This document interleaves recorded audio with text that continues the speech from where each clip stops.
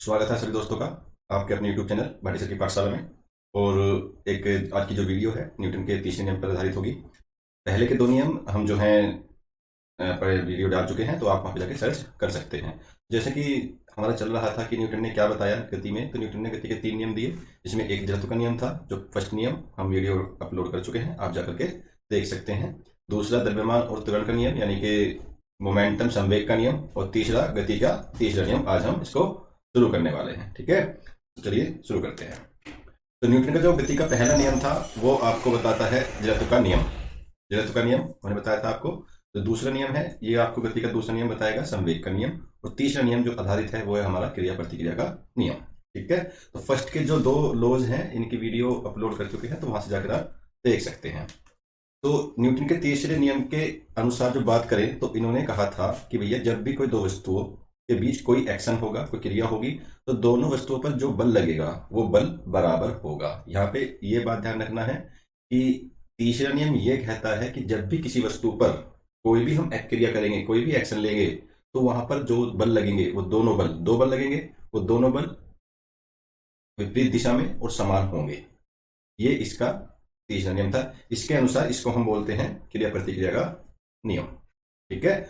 बस देखने वाली बात यह है कि इसमें जो होता है आपका, इसमें क्रिया प्रतिक्रिया नियम में दोनों बल होते हैं बराबर और विपरीत दिशा में होते हैं, विपरीत दिशा में होते हैं।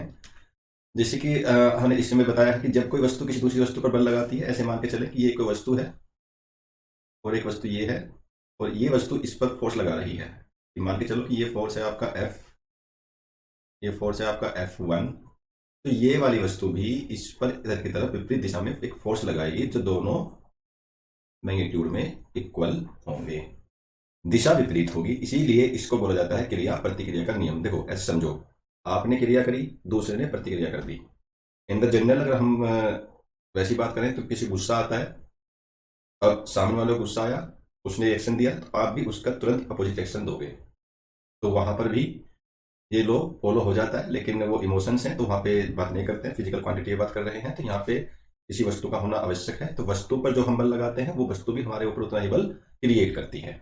तो अब ये मान के चलो कि अगर किसी को पनिश करते हैं, किसी को अपने हैंड से स्लैप करते हैं, तो जितना फोर्स आप लगाते हो उतना ही फोर्स उधर से वापस आपके हथेली पर लगेगा, ठीक है। अब क्वेश्चन ये आएगा, सर चोट क्यों लगती है हाथों में? पे चोट लगती है, बस क्या है कि हथेली का ये सरफेस थोड़ा रफ है, काम कर करके रफ हुआ पड़ा है, ठीक है, इसलिए महसूस नहीं होती है। तो कुछ उसके हमने उदाहरण दिए हुए हैं, जैसे कि ये देखो कि जब जब हम मेज पर रखी वस्तु किताब के ऊपर बल दबाते हैं या बल लगाते हैं, तो मेज भी किताब पर उतना ही बल लगाएगी जितना कि आपने किताब पर लगाया गया है। ऐसे चलो मान के कि ये आपकी मेज है, ठीक है। होता क्या है, ये मेज पर एक बुक रखी हुई है, ठीक है। तो जितना फोर्स आप इसके ऊपर लगाओगे, ये हमने एक फोर्स लगाया इस डायरेक्शन में जिसका नाम है F1। तो ये जो मेज है, ये मेज भी नीचे से उसको उतना ही फोर्स लगाएगी। तो दोनों का मैग्नीट्यूड भी इक्वल होगा, परिमाण इक्वल होगा, ठीक है। इसलिए किताब कहीं नहीं जाती है। आपने ऐसे प्रेस करी, नीचे से ऐसे फोर्स लगा, तो क्या हुआ, आपने क्रिया की बुक के ऊपर, प्रतिक्रिया से कहां से मिली? प्रतिक्रिया मिली मेज से नीचे से, ठीक है। तो फर्स्ट एग्जांपल ये कहता है। सेकंड ये कहता है कि जब नाव से कूदते हैं तो हम अपने पैरों के नाव को पीछे की ओर धकेलते हैं। भाई नाव में आप बैठे हो, ये मान के चलो कि ये आपकी कुछ इस टाइप की बोट है और आप यहां से कूद रहे होते हो। तो जो ये आपके पैर हैं, जो ये आपके पैर हैं, ये क्या करेंगे? ऐसे फोर्स लगाएंगे, तो ये नाव क्या करेगी? ऐसे फोर्स लगा देगी, ठीक है। तो तभी तो कहते हैं थोड़ा ध्यान से उतरना चाहिए नाव में से, ठीक है। सेम जब राइफल से गोली चलाई जाती है तो राइफल पीछे हटती है, ऐसे करोगे डिस्कियां, तो ये ऐसे साइन को करते हैं हम ऐसे क्यों करते हैं? डिस्कियां डिस्कियां डिस्कियां नहीं करते ना, हम ऐसे करते हैं डिस्कियां। तो इसके बाद समझो कि हमने गोली चलाई, गोली, बंदूक ने गोली के ऊपर फोर्स एग्जर्ट करा, फोर्स लगाया, तो उस गोली ने भी बंदूक के ऊपर पीछे की तरफ एक फोर्स लगाया। इसलिए ये कहते हैं शूटिंग रेंज में कि अगर किसी को जो है शूटिंग करनी है, तो या तो कंधे पे रख के चलाओ या ऐसे हाथ पे रख के चलाओ बंदूक को, ताकि वो आपको हार्म ना कर सके। ऐसा क्यों होता है? ऐसा सब क्रिया प्रतिक्रिया, एक्शन एंड रिएक्शन लॉस के कारण होता है। ये सब एग्जाम्पल समझाए हुए हैं हमने। देखो ये बंदूक है, बंदूक से गोली निकली, तो बंदूक ने एक्शन दिया, फोर्स जा रहा है, इधर की तरफ, ठीक है। तो और ये जो बंदूक है इसने एक फोर्स एक्सर्ट किया बैकवर्ड की तरफ, ठीक है। इसे बोलते हैं recoil force on the gun, ठीक है, बोलते हैं recoil force of the gun. इस एग्जांपल में देखें, आप चल रहे हो, चलने में सहायता करता है, आप चल रही है, आपका पैर है, पैर सरफेस से इधर की तरफ फोर्स लगाएगा और सरफेस आप पे इधर की तरफ फोर्स लगा रहा है। ये फोर्स नीचे भी लग रहा है, ऊपर भी लग रहा है, लेकिन ये एक दूसरे से कैंसिल आउट हो जा रहे हैं। ऐसे ही नाव में उतरता, जो ये नाव में उतर रहा है, देखो ये नाव में उतर रहा है, ये फोर्स पीछे की तरफ लगा रहा है और ये नाव आगे की तरफ लगा रही है। तो ये आपको कंफर्म हो गया होगा कि हमारा जो ये नियम है ये कहाँ कहाँ लागू होता है, ठीक है। तो चलने में सहायता करता है, नो डाउट, गोली चलने में, रॉकेट के उड़ने में भी सहायता करता है। ये कुछ एग्जांपल्स हैं जो आपको ध्यान रखने हैं, ठीक है। रिकॉइलिंग ऑफ गन जो हमने भी लास्ट में बताया, रिकॉइलिंग ऑफ गन, ये रिकॉइलिंग ऑफ गन के ऊपर काफी न्यूमेरिकल्स आते हैं, है ना।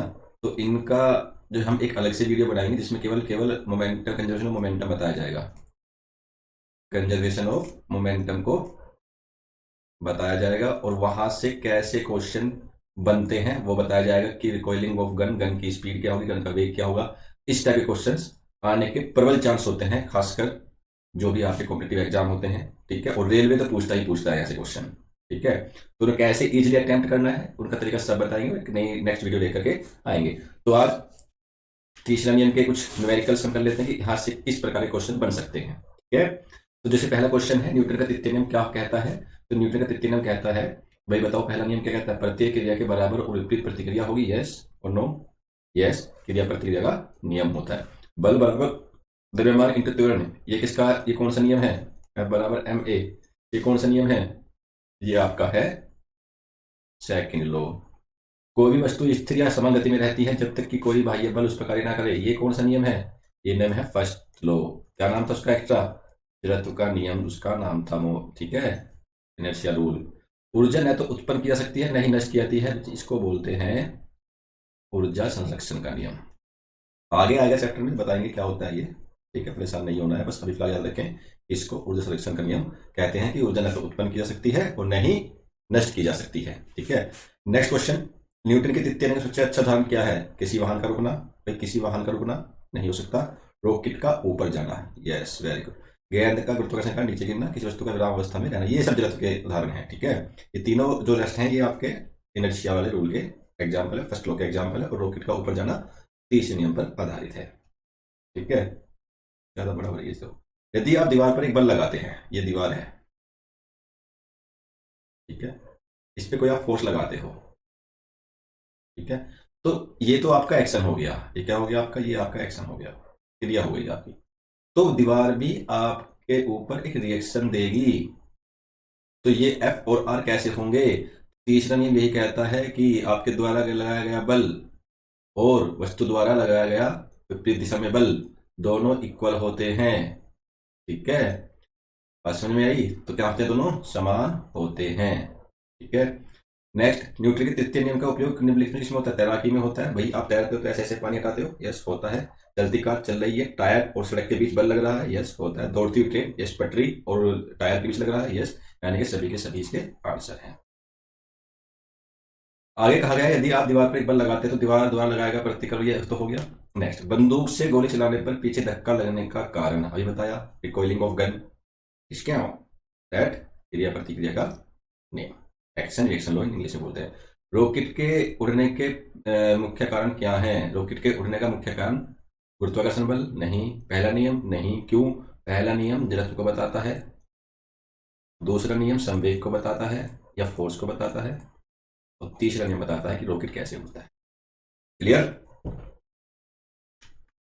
ये क्वेश्चन बहुत अच्छा क्वेश्चन है भाई, मार्क लगा लीजिए, कहीं पर भी मिल सकता है, खासकर ग्रुप डी में, ठीक है।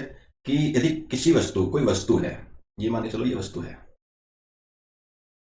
कोई वस्तु 50 न्यूटन बल लगाती है, ये वस्तु किसी पर भी 50 न्यूटन बल लगाएगी, तो प्रतिक्रिया बल कितना होगा, तो फिर बताया था भैया, अकॉर्डिंग टू द न्यूटन के तीसरे नियम के अनुसार जितना एक्शन होगा उतना ही रिएक्शन होगा, यानी कि क्या होगा, 50 होगा, ठीक है।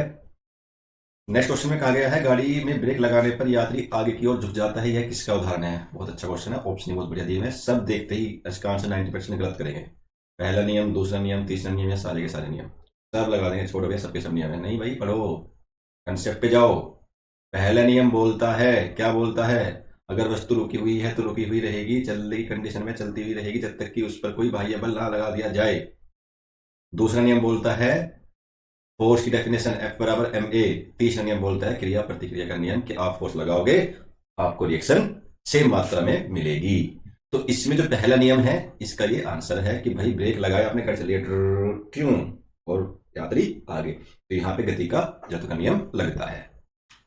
तो आज के लिए इसमें एक कंसेप्ट और है, वो मैं आपको बता दूं। इसमें जो है आप देख रहे हो ये सब हो चुका है। इसमें एक कंसेप्ट ये है कि भाई अगर रिएक्शन और एक्शन सेम है तो चीजें फिर आगे कैसे चलती हैं, बात समझ में आ रही है? भाई मैं मान के चलूँ कि ये मेरी गाड़ी है, ये मेरा बॉक्स है, और मुझे इसको धकेलना है, मुझे इसको धकेलना है, और मैं धकेलूंगा इसको, तो ये तो मेरे ऊपर डायरेक्टली फोर्स लगा रही है, तो कहाँ धकेलेगी? नहीं जाएगी ना, कहीं कुछ नहीं होगी ना। तो ऐसी कंडीशन क्या है, तो इसको समझते हैं जरा। तो इसमें ये है बात कि आप मान के चलो कि ये एक आपकी वस्तु है, और वस्तु पे एक फोर्स लग रहा है ऐसे, अप्लाइड फोर्स F1 का नाम दिया जा रहा है, और वस्तु फिर एक फोर्स लगा रही है ऐसे जिसका F2 का नाम दिया जा रहा है। और एक्शन और रिएक्शन लॉ बोलता है कि दोनों के दोनों इक्वल होंगे और अपोजिट डायरेक्शन में होंगे। तो ये जब इधर जाएगा तो F1 plus F2 is equal to में 0 आ जाएगा। बस यही देना है ध्यान आपको। तो कब चलेगी कब नहीं चलेगी ये ध्यान रखना है। तो यदि, लिख देता हूं मैं, यदि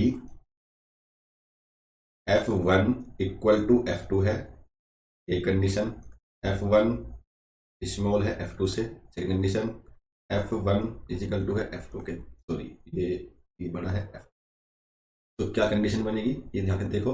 यदि F1 बराबर F2 के है तो भी वस्तु रुकी रहेगी, ठीक है, कि जितना बल आप लगा रहे हो उतना ही बल आपको मिल रहा है। अगर F1 छोटा है F2 से, भाई दूसरी वस्तु ज्यादा फोर्स लगा रही है तो आपको धकेल देगी, तो भी वस्तु रुकी हुई रहेगी। लेकिन जैसे ही आपने ज्यादा फोर्स दे दिया, किससे? सामने जो वस्तु फोर्स लगा रही है, तो वस्तु आपकी चल जाएगी, विस्थापित हो जाएगी, निकल जाएगी। इस कंडीशन को क्रिटिकल फोर्स की कंडीशन भी बोलते हैं, ठीक है। तो ये मुझे समझाना था, ठीक है। तो आज के लिए इतना ही। नेक्स्ट क्लास में हम conservation of momentum and equation of motion पर जोर देंगे। तो एक पार्ट और दो पार्ट इसके हो रहे हैं इस यूनिट के। तो कंजर्वेशन मोमेंटम जो है वहां से क्वेश्चन आने के चांसेस प्रबल होते हैं, ठीक है।